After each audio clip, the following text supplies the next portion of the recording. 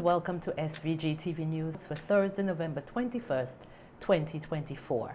I am Jennifer Richardson with the details. Minister of Agriculture Sabota Caesar has indicated that the number of farmers and fisherfolk affected by Hurricane Beryl continues to rise as his ministry continues the distribution of production support across the country. Speaking on NBC Radio on Wednesday, Minister Caesar stated that detailed assessments are being conducted as many individuals missed out on the initial distribution. An assessment of 10,000 persons were possibly affected, plus the fishers. We're talking about 12,500 persons now. Some persons quite naturally will be missed in the process. And I've said before, and I'll say this morning, if you are missed in the process, please go into the Ministry of Agriculture, speak to the head of the agriculture stations to have your name on a query form, because we are going to ensure that the assistance that it gets to you. But there, naturally, if you have a category for hurricane addressing with over 10,000 persons, you are going to have some hiccups when it comes to administration. Caesar announced that the first batch of names for fisherfolk to receive support would be presented to Cabinet for approval. 200 names will be taken to the Cabinet for fishers. 200 persons who are in the fishery sector who are impacted by the hurricane. And they will receive in the aggregate $2 million. This, we are going to provide these monies in cash and not in vouchers.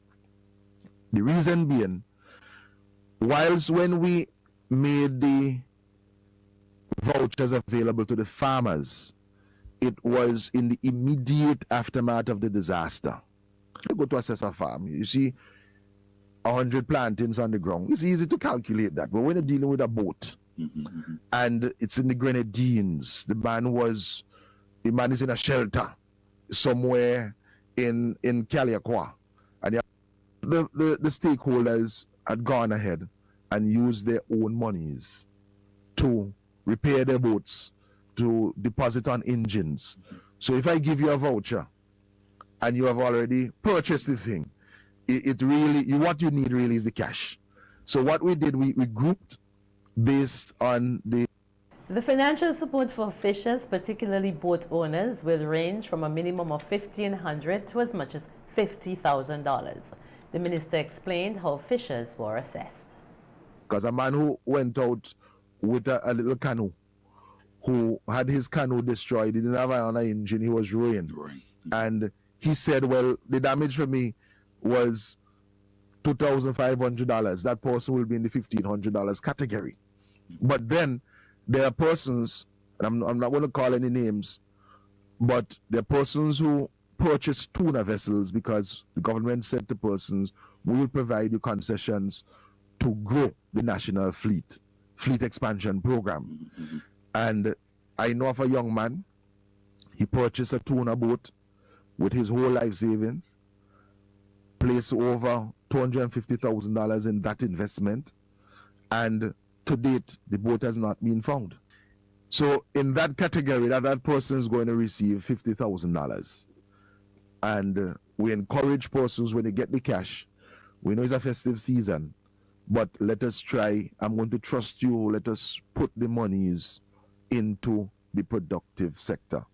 In response to the growing threat of African swine fever, ASF, in the Caribbean, a team of veterinary officers from the Animal Health and Production Division under the Ministry of Agriculture, Forestry, Fisheries, Rural Transformation, Industry and Labor conducted a vital simulation exercise at the Robaca Livestock Station on Friday, November 15, 2024.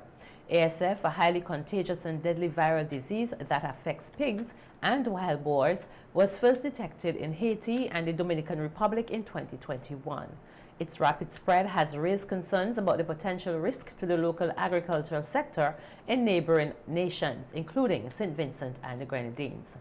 According to senior laboratory technologist Vinley Brown, the exercise aimed to evaluate the nation's preparedness in the event of an African swine fever outbreak. It is part of ongoing efforts to strengthen the country's biosecurity measures and ensure that its agricultural industry remains resilient in the face of emerging animal diseases like ASF. This simulation came out of a collaborative work between IECA and USDA. IECA, Inter-American Institute for Cooperation on Agriculture, and USDA, United States Department of Agriculture.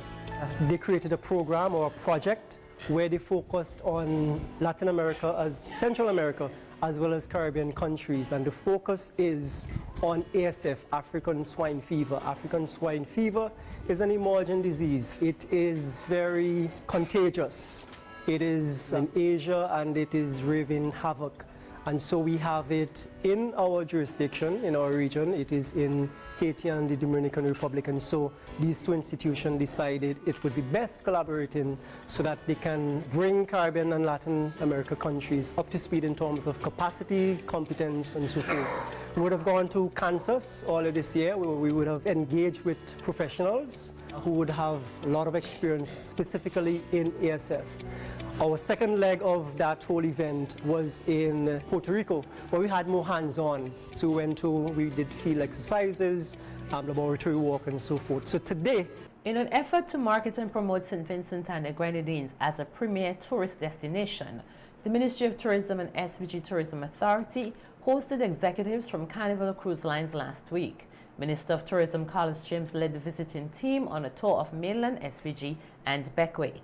Speaking with the SVG-TV News at one of the stops in Bequia, James highlighted the importance of showcasing SVG's tourism product. As part of Tourism Month of activities, we're also hosting some senior executives from Carnival Cruise Lines and P&O Cruises who are in St. Vincent and the Grenadines.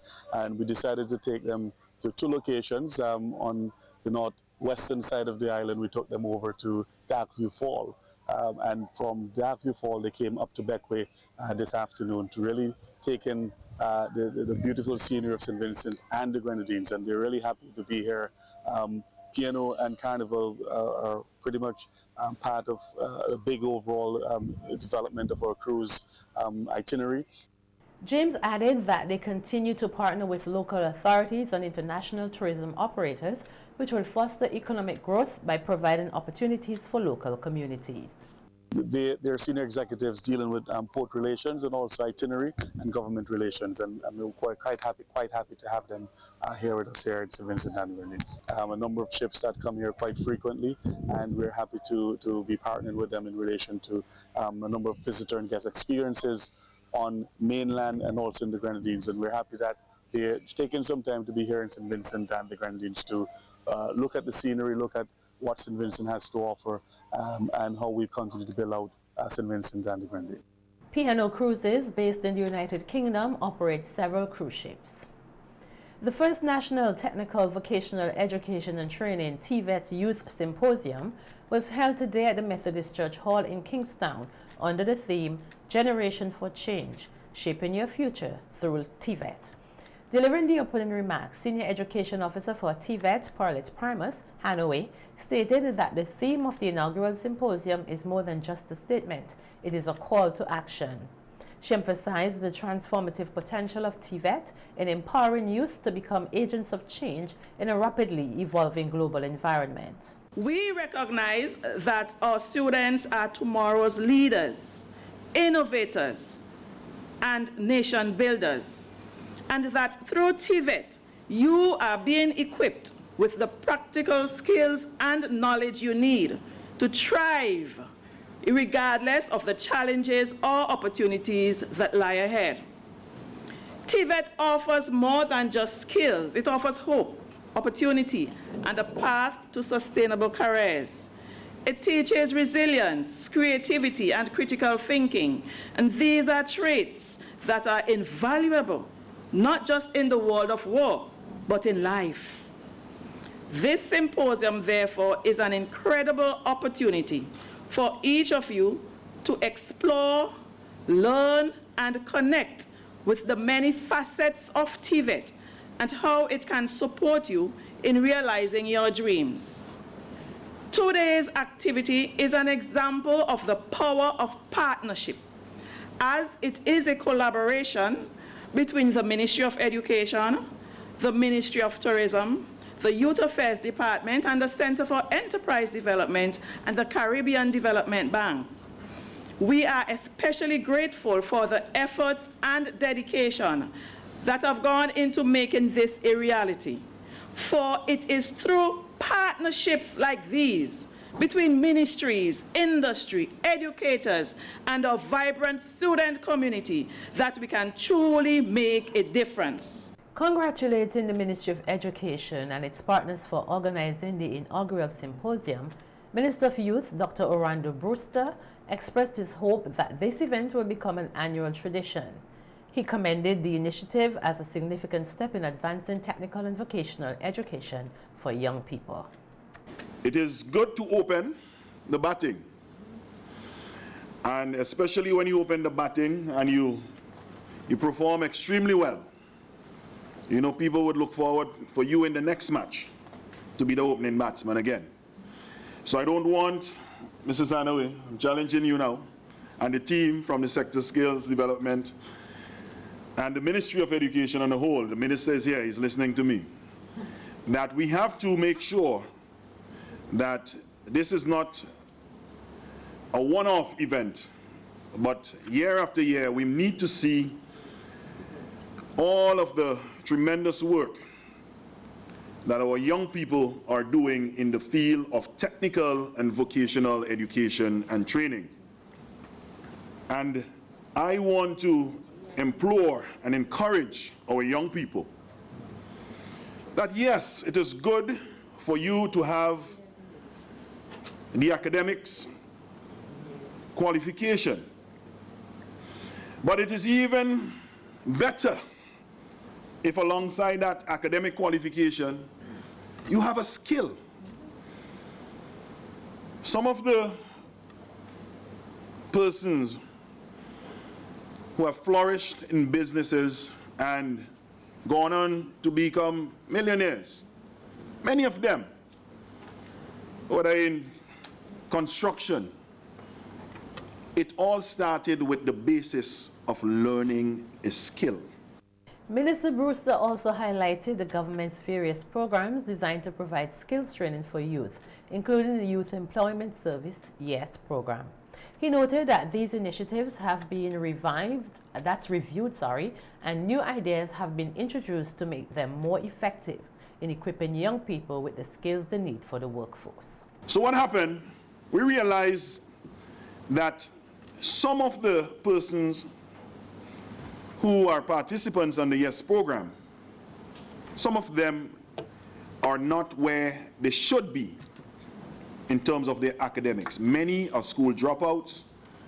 Some of them, they had issues while going to school, they never finished.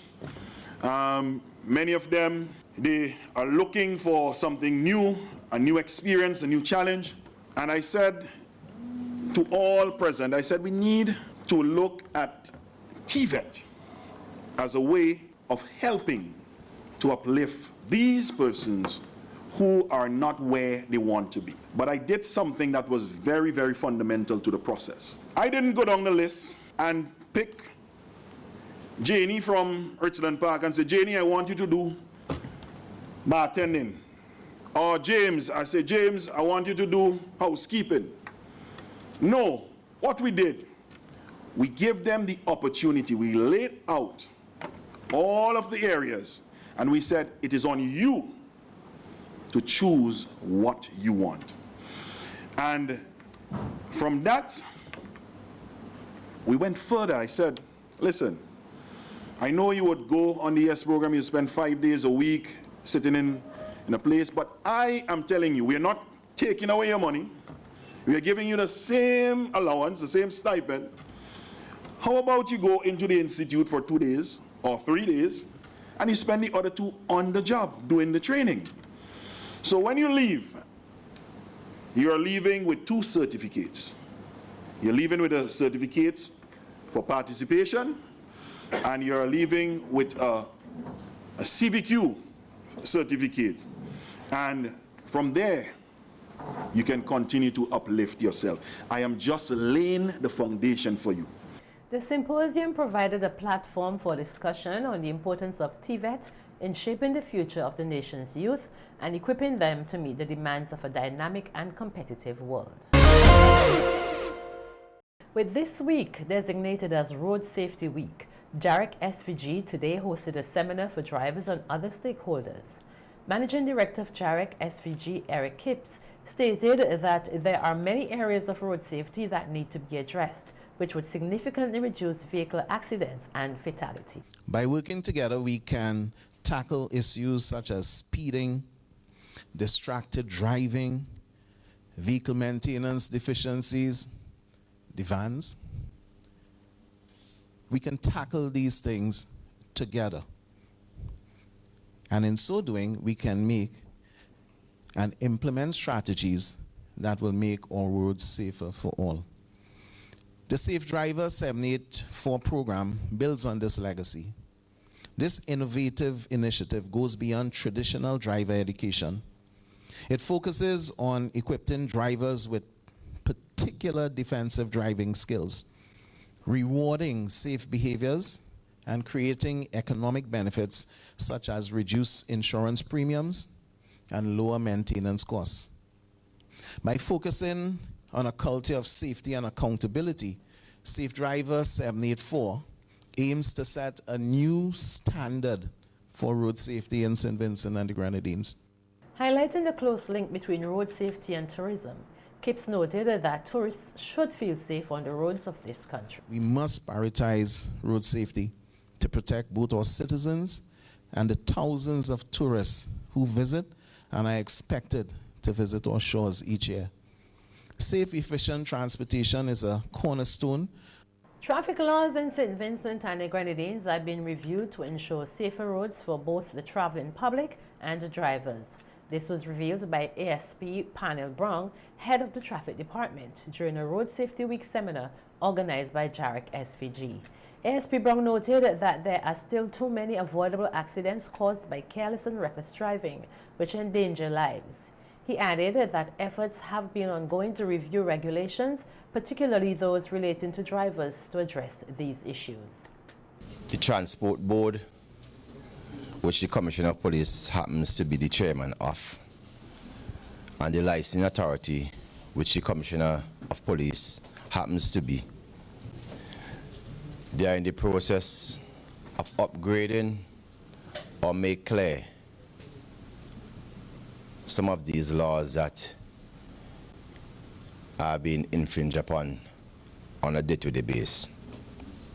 So yes, there are laws to curb that, and you can be given a ticket, you can be charged.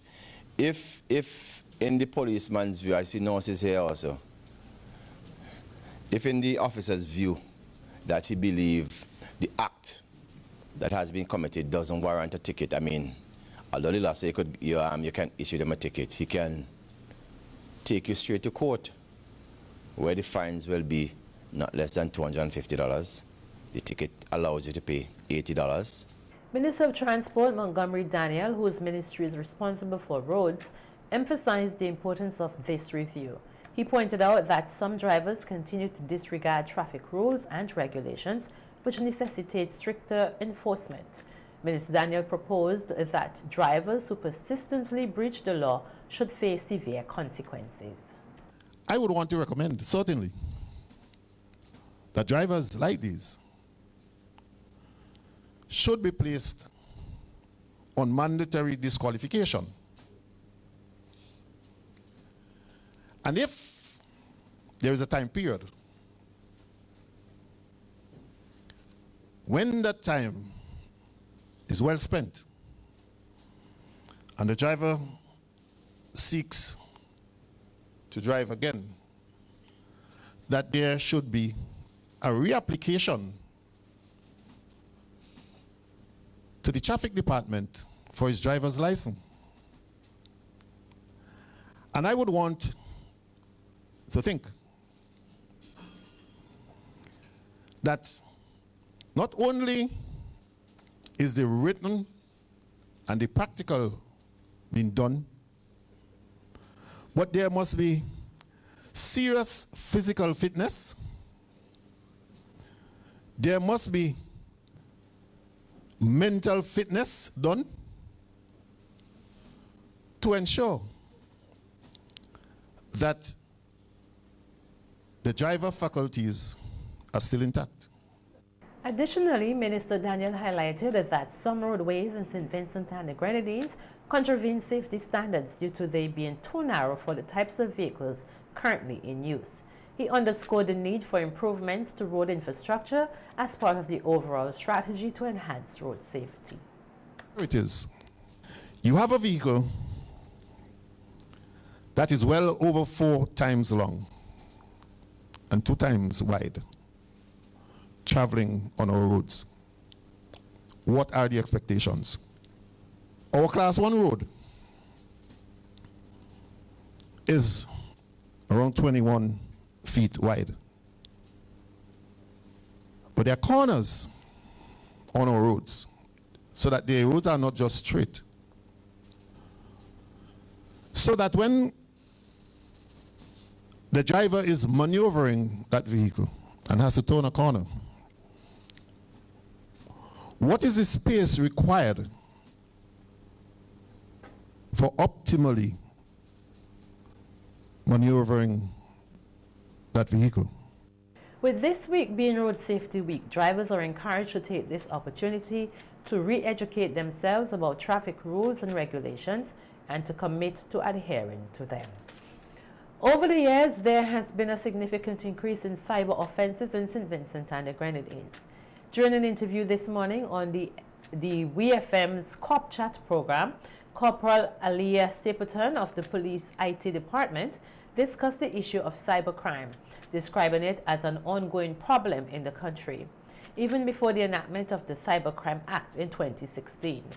Stapleton stated that these crimes have become a regular part of everyday behavior in society. It's things that we normally do in society. You know, you slander somebody's name, you do certain things. You understand? And from this act, we have seen, we see the act covers specific crimes from libel, which is slander, down to child pornography. You understand? The illegal entry into a device, taking certain information from a device that you're not, not allowed to take. Mm-hmm. So it covers a wide array of offenses. Okay? Over the years, right now in 2024, we have seen a huge increase in cyber offenses. You understand? And around the area of cyberbullying, libel by electronic communication, which I just spoke about, violation of privacy, and sexual harassment by electronic communication, which speaks to the illicit photos, the explicit photos that you see circulating, and videos. And videos, right. And right now, that is a major issue of child pornography. You understand? And that goes through and through. And that has been the most burning issue. Stapleton also addressed the stigma surrounding these crimes, advising the public not to discriminate against victims, as such behavior may discourage them from coming forward. We have to be a society that embraces good values, okay? And we have to stop vilifying persons that come forward with these offenses. It takes a lot of out of a person to come forward and say, this happened to me. This is an embarrassing thing. This happened to me.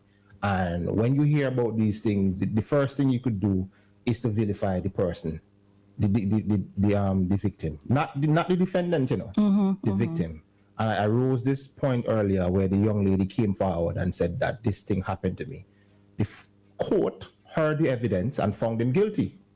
Yet when it was discussed on the radio station, we hear people calling, yeah man, she lied, she wanted it. You understand? It's discouraging to other persons hearing that. Maybe if I come forward with this thing, I'm going to this, maybe if I come forward with this thing, people are going to vilify me. Stapleton urged individuals to do their research and familiarize themselves with the laws and regulations of their country to ensure they are operating within the legal framework. The prevalence of these offenses is one of the easiest charges to catch as a citizen. You might be thinking that you're law-abiding. I have seen one situation where a lady just woke up off her bed and took a photo of her neighbor and slandered that neighbor, the first thing that she did for the morning. You understand? So knowing what the law is helps you to stay, on the right side. And you have to know what you have to familiarize yourself with the Cybercrime Act. You just can't say, I don't know. Go online and type it in. You'll be able to find it there. Read through it. You understand? And for schools, for any school administrators that are hearing our voice, you can invite us. Sometimes we want to go to a school and they might be having an event that doesn't match with our schedule, and things. So, but once we have our mandate, we have a mandate to sensitize it. Psychologist Dr. Joselle Miller on NBC Radio's Face-to-Face program this morning discussed the importance of nurturing boys to become great men. Dr. Miller highlighted that men are the pillars of society and play a critical role in shaping the community. Dr. Miller also stated that it is essential for children to learn how to navigate various situations depending on the circumstances they face. You have to nurture a holistic sense of self. You have to nurture emotional maturity. Help them to develop integrity, respect for others, and the ability to navigate, basically the complexities of life. We have really been concerned about the crime rate and seeing that a lot of our men are being killed, being involved in criminal activity. We see the rise in terms of numbers of men being incarcerated. So it's a lot to consider. And as a society, we really have to take some time to invest in our boys. When we teach our boys the importance of honesty and integrity, being accountable for their actions, this is part and parcel of what it means to be a good man, to be a great man, that they are able not just to do the right thing when they're being watched, but even in the private spaces where no one is there. Dr. Miller further emphasized the need for exemplary role models, as children primarily model their behavior based on what they observe while growing up. Socialization is very important, and sometimes we do have some parents who may be overprotective, sheltered. Yeah. So you find then that when they are outside of the bubble of the home, that they are not able to function. And it is really important for parents to allow children to be exposed to certain things within a range, within limit, based on your age, and help them to navigate certain situations. Okay, I think too often we leave that type of socialization to talk about substance abuse, sex, and all of these things to peers, that you start learning about these things outside. But these are conversations you need to have in the house. You need to create scenarios so that your young boys will be able to navigate and figure out what's the best choice, what's the best decision, how can I manage this particular situation, and not feel as if they have to always rely so heavily on mommy and daddy to solve things, but you teach them problem solving and how to be a critical thinker. International Men's Day was observed on Tuesday, November 19th, 2024, under the theme Men's Health Champion, which emphasizes improving men's overall well-being and promoting healthy lifestyles.